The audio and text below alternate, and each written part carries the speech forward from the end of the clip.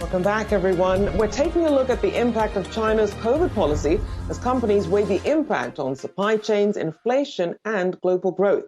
More on this, Dave and I are joined by Michael Hirson, Eurasia Group Practice Head for China and Northeast Asia. Thank you so much for joining us. So, Michael, as we take a look now at these expanded lockdowns in Beijing, how costly would you say China's COVID, the zero tolerance policy has been for China's economy?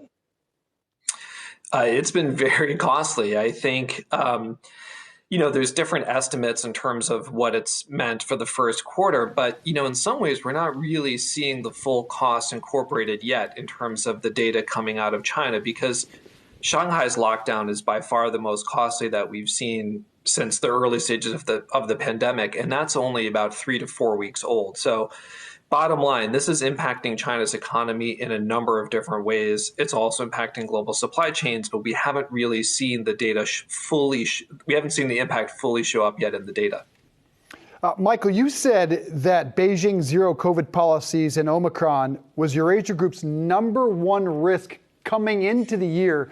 Why did you know that then? How unprepared is China for this moment? I mean, say that with no amount of glee. Obviously, it's a very tough situation in China. Our view at the time was this was when Omicron, as we were putting our top risks report together, this was late December, early January, and it was right when Omicron was ripping through the US and Europe.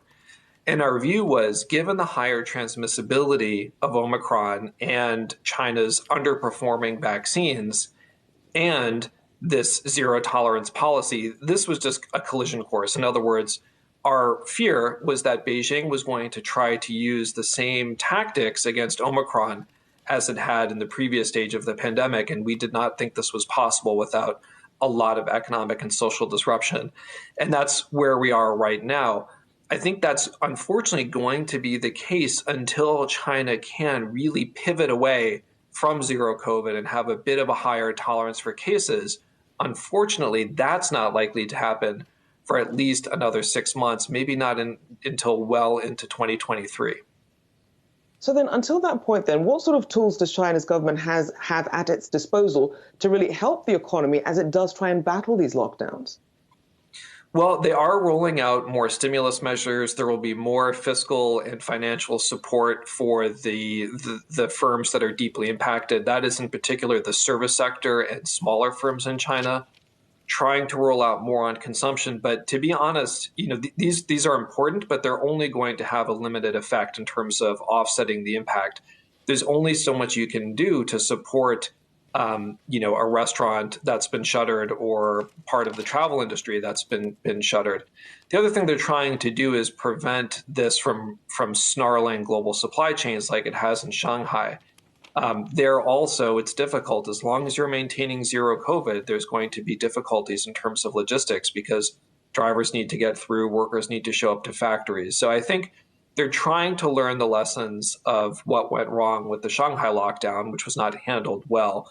So hopefully there will be a learning process there. But fundamentally, I think we're still in for a fairly rocky period ahead, just given the fundamental challenge of what they're trying to do. Michael, how much can we believe anything that's coming out of China? It's a good question.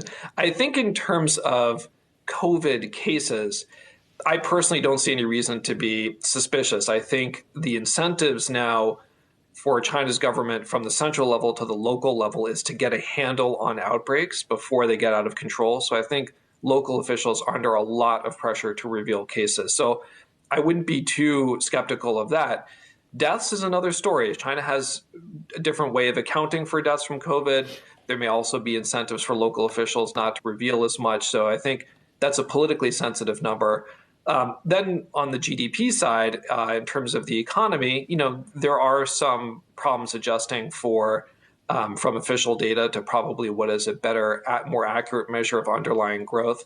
That's always been an issue. I don't know that it's necessarily grossly off, but I do think it makes sense to take the official numbers with a grain of salt in terms of what actual growth is. And when you look at China as the world's second largest economy, you also have obviously its key trade relationship with the US. They're still trying to sort of untangle this phase one trade deal, but we are seeing perhaps some movement towards lifting some of those tariffs as a way to sort of help combat inflation in the US. How do you see the US-China relationship progressing in light of what we're seeing here? I think if you're looking at this from an economic standpoint, there'd be little argument that it would benefit both sides to lift tariffs. Comments from Treasury Secretary Yellen, from Dilip Singh at the White House do show at least one wing of the Biden administration making this case. I think the politics of it are going to be quite difficult, though. To remove tariffs heading into midterm elections, risks having the administration look weak on China. China hasn't been meeting their commitments on the phase one deal, which makes it seem as though perhaps they're being rewarded for something they didn't follow through on. And then you've got Ukraine, where I think China's trying to draw this awkward balance, where they're not supporting Russia's invasion directly, but are still standing behind Russia, as a friend and ally. And that also makes the politics of this difficult. So I personally think it's unlikely that we're going to see a major change in tariff policy this year. Michael, quickly, I never ask a one-word question. Is China more or less likely to try and invade Taiwan after what they've seen with Russia and Ukraine? Very tough. I would say about the same, to be honest. Maybe I'd say about the same, which is not very likely anytime soon, but the risks do go up over time. I mean, we don't think it's a high probability for the next several years. Unfortunately, you look 5 years out, 10 years out, and those risks do go up pretty significantly. Major story that would be. Thank you, Michael Hirson from the Eurasia Group. Appreciate you coming on. Thank you.